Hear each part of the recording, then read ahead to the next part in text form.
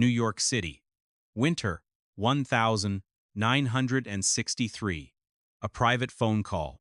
No witnesses, no records, just two voices. One belongs to the most dangerous actor in Hollywood. The other belongs to a man who could make problems disappear. Permanently. Marlon Brando is about to do something that could destroy his career. Something that could get him killed. He is about to call in a favor from men who don't give favors. Men who collect debts in blood. The reason? To protect a black writer who is being hunted. A man whose words are more dangerous than bullets. A man Hollywood wants silenced. A man America wants dead. For over 50 years, this story stayed buried. Locked away in fear. Hidden by shame. Protected by silence. Until now. Here is the story. America in 1963 is burning. Not with fire, but with rage. With fear. With the kind of violence that doesn't make headlines until someone famous bleeds. The civil rights movement is no longer a whisper. It is a scream. And every scream has a target on its back. Martin Luther King Jr. is being watched. Malcolm X is being hunted. And James Baldwin, the brilliant, fearless writer who dared to tell the truth about race in America, is receiving death threats daily. Baldwin is not just a writer. He is a prophet. His words cut through the lies of white America like a knife through rotting flesh. His essays, his novels, his speeches, they expose the brutal reality of what it means to be black in a country built on black suffering. And for that, powerful people want him silenced. The threats come in letters. Anonymous. Specific. Detailed descriptions of how they will kill him, where they will find him, what they will do to his body. The FBI is watching him, building a file. White supremacist groups are tracking his movements. And Baldwin knows he knows that any day could be his last. But Baldwin refuses to run. He refuses to hide. He keeps writing. He keeps speaking. He keeps telling the truth. Because to him, silence is death. Real death. The death of the soul. Meanwhile, in Hollywood, Marlon Brando is watching. And he is angry. Brando, by 1963, is no longer the young rebel who exploded onto screens in A Streetcar Named Desire and On the Waterfront. He is 39 years old. Still powerful. Still dangerous. Still capable of destroying a scene with nothing but a glance. But Hollywood is changing, and Brando senses it.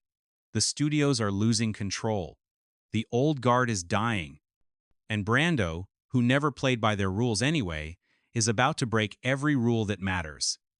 Because Brando knows something most white Americans refuse to acknowledge.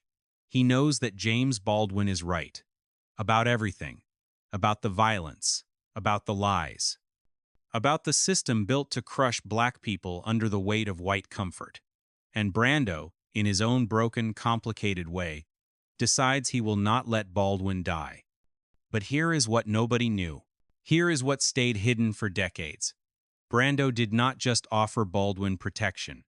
He did not just hire bodyguards or provide money for security. No, Brando did something far more dangerous. Something that could have gotten both men killed. He went to the Mafia.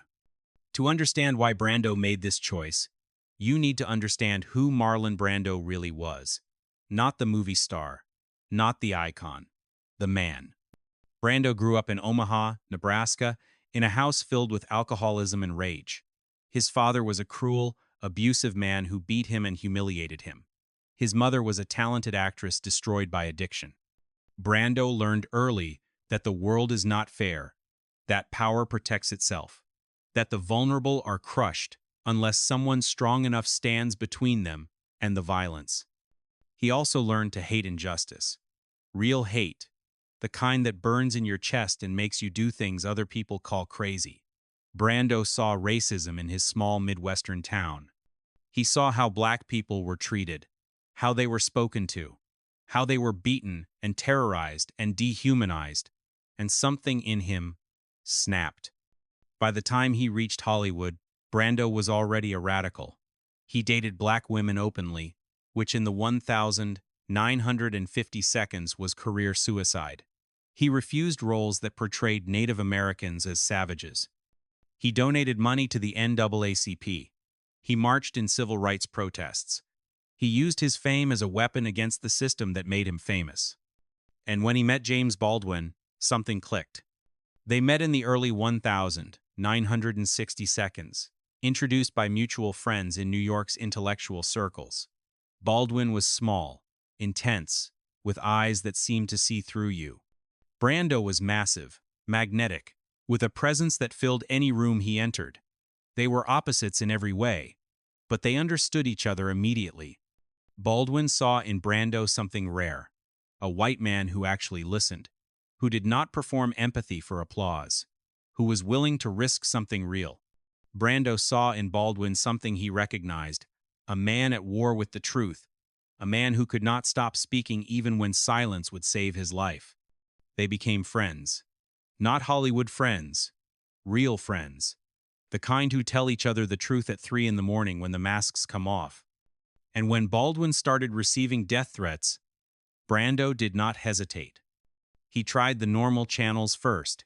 He contacted the NAACP. He spoke to lawyers. He offered to hire private security, but nothing felt secure enough. Baldwin was too visible, too important, too hated by too many people with power and resources. And then Brando remembered something. Something from his years in New York. Something dangerous. He knew people. Not famous people. Not Hollywood people. People who operated in shadows. People who could make things happen that the law could not touch.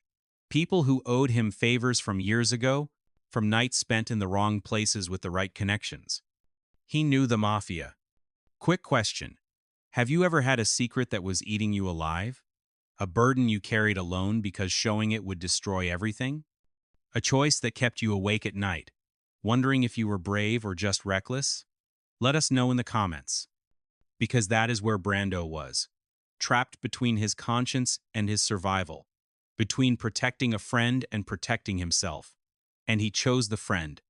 He made the call. The meeting happens in a restaurant, not a glamorous one, not the kind where movie stars are photographed. A place in Little Italy, dimly lit, small tables, the smell of cigarettes and garlic and old wood. A place where conversations stay private. Brando walks in alone. No agent, no assistant, no witness. He is wearing a simple jacket, no sunglasses, no disguise. Just Marlon Brando walking into a room where one wrong word could mean he never walks out. At a corner table, 2 men are waiting. They are not what you expect.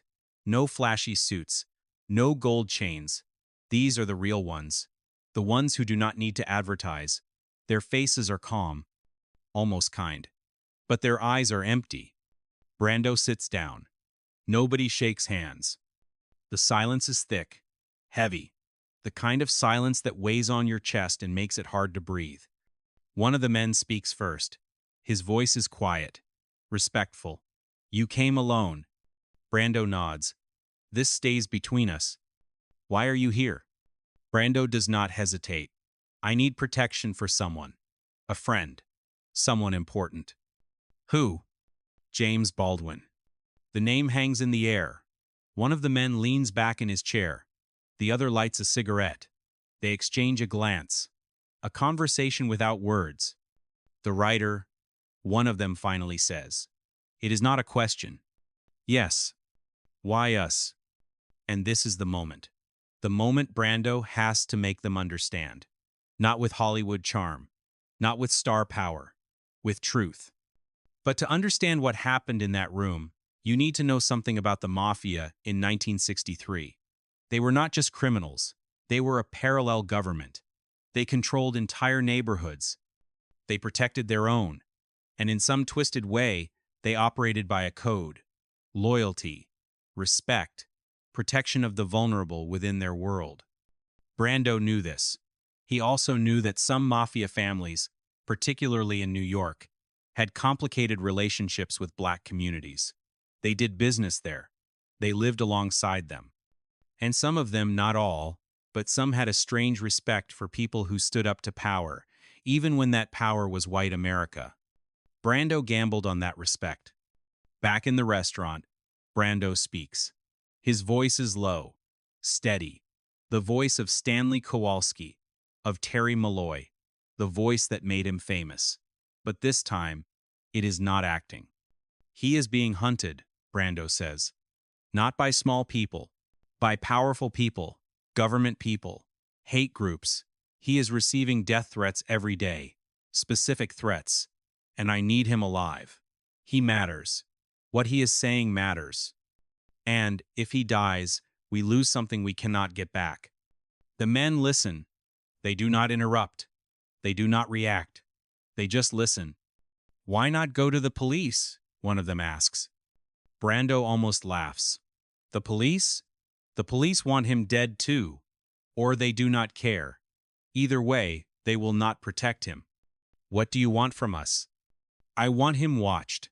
I want people around him who will not let anything happen. I want the word out that he is protected, that touching him means consequences. That is a big ask. I know. What do we get? And here is where it gets dangerous. Because Brando has nothing to offer that they cannot take. He is a movie star, yes. But what does that mean to men who control half of New York? Money? They have money. Access? They have access. Fame? They avoid fame. What would you have done in that moment? What could you possibly offer men who live outside the rules that govern everyone else? Comment below. Brando takes a breath. You get to do something right. You get to protect someone who is fighting for people who cannot fight for themselves. You get to be on the right side of history. And you get my gratitude. Which means if you ever need anything from me, anything I can do, you have it. No questions asked. The silence that follows is unbearable. Seconds stretch into hours. Brando does not move, does not blink, does not break. Finally, one of the men stubs out his cigarette. He looks at Brando, really looks at him, and then he nods. Okay. That is all he says. Just okay. Brando feels his chest release. He did not realize he was holding his breath. He will be watched, the man continues. Quietly. He will not know. But if anyone moves on him, they will regret it. We will spread the word. Baldwin is protected. That should be enough. Thank you. Do not thank us. This is not charity. You owe us. Remember that. I will. Brando stands. He walks out of the restaurant, into the cold New York night, into the street where people do not recognize him because they are not looking for Marlon Brando in Little Italy at midnight. And for the first time in weeks, he breathes. What happened next stayed secret for over 50 years. James Baldwin continued writing, continued speaking, continued telling the truth that white America refused to hear, and he survived. Not without scars, not without trauma, but he survived. Did he know? Did Baldwin ever know that Marlon Brando went to the Mafia on his behalf? Some say yes, some say no. Baldwin never spoke about it publicly. Neither did Brando. But people close to both men whispered about it for years. Quiet conversations, unconfirmed stories, rumors that sounded too crazy to be true, until documents started surfacing decades later. Letters, notes, testimonies from people who were there. People who knew. People who kept the secret because speaking it out loud could have destroyed everyone involved. Because here is what Hollywood will not tell you. Here is what stayed buried. The Mafia did protect Baldwin. For years. Not overtly, not publicly, but quietly, watchfully. And several attempts on Baldwin's life were stopped before they started. Not by the FBI. Not by the police. By men in the shadows who made it known that James Baldwin was off limits. And why did they do it? Some say it was loyalty to Brando, some say it was respect for Baldwin's courage, some say it was simply business that protecting Baldwin kept the peace in neighborhoods where they operated. But here is the truth that nobody wants to acknowledge. Sometimes, the people we are told are villains do more good than the people we are told are heroes. Sometimes, criminals protect the innocent while the government hunts them. Sometimes, the world is so broken that the only justice comes from outside the law. Brando never spoke about it. Not in interviews. Not in his autobiography. He took the secret to his grave in 2004. Baldwin died in 1987. His voice finally silenced by cancer, not bullets. But the story leaked. Slowly. Through people who were there. Through family members who knew. Through Mafia associates who, decades later, bragged about the time they protected James Baldwin because Marlon Brando asked them to. Was it coincidence? Or something darker? Did Brando save Baldwin's life? Or was Baldwin never in as much danger as they believed? Let us know what you think in the comments. But here is what we know for certain. Marlon Brando, one of the most famous men in the world, risked everything to protect a black writer that America wanted dead. And he did it by walking into a room with men who could have killed him and asking for help. That is courage. Real courage. Not the Hollywood kind.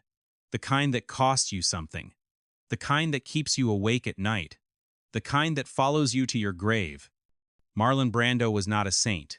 He was complicated, difficult, self-destructive. He hurt people. He abandoned people. He sabotaged his own career more times than Hollywood could count. But he also did this. He also stood up when standing up meant risking everything. He also used his power to protect someone who had none.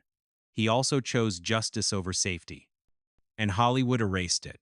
Because it was inconvenient. Because it made the Mafia look human. Because it made a white movie star look like a radical. Because it suggested that the real villains were not the criminals, but the system that forced a man to go to criminals for protection. James Baldwin once wrote, "Not everything that is faced can be changed, but nothing can be changed until it is faced." Brando faced the truth.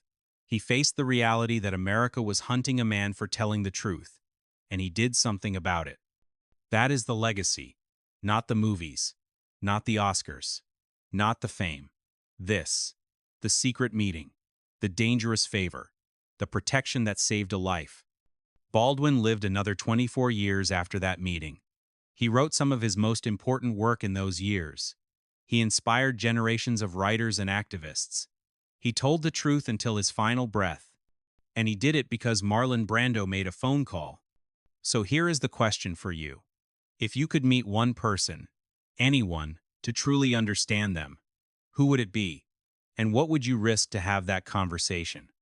What would you sacrifice to protect someone whose voice mattered more than your comfort? Let us know in the comments.